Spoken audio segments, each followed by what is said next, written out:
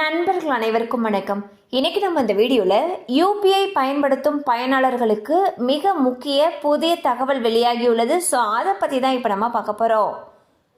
UPI மூலம் நடைபெறும் பண பரிவர்த்தனைகளில் இருக்கும் ரெக்வஸ்ட் மணி அம்சத்தை வரும் அக்டோபர் 1 முதல் நிரந்தரமாக நீக்க தேசிய பண பரிவர்த்தனை கழகம் முடிவு செய்துள்ளது.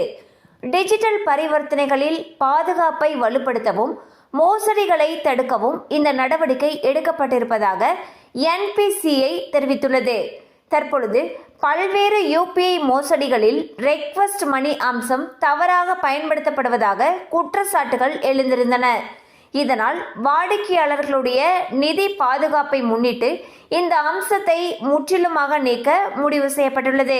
ஸோ பார்த்தீங்கன்னா தற்பொழுது யூபிஐ டிரான்சாக்ஷன் தான் அனைத்து விதமான மக்களால் பெரிதும் பயன்படுத்தக்கூடிய ஒரு பண பரிவர்த்தனை முறையாக இருக்கு. இந்நிலையில் யூபிஐ ஆப்ஷன்ல இருக்கக்கூடிய ரெக்வஸ்ட் மணி அப்படிங்கிற ஆப்ஷனை அக்டோபர் 1 நிரந்தரமாக நீக்கிறதுக்கு முடிவு செஞ்சிருக்காங்க. இது ஏன் இந்த முடிவு பண்ணியிருக்காங்க அப்படின்னா, பல பேர் ஒரு குற்றச்சாட்டுகளை முன் வச்சிருந்தாங்க. அதாவது வாடிக்கையாளர்களுடைய நிதி பாதுகாப்பு இல்லாமல் இருக்குங்கிற காரணத்துக்காக இந்த அம்சத்தை முற்றிலுமாக நீக்க முடிவு செஞ்சுருக்காங்க.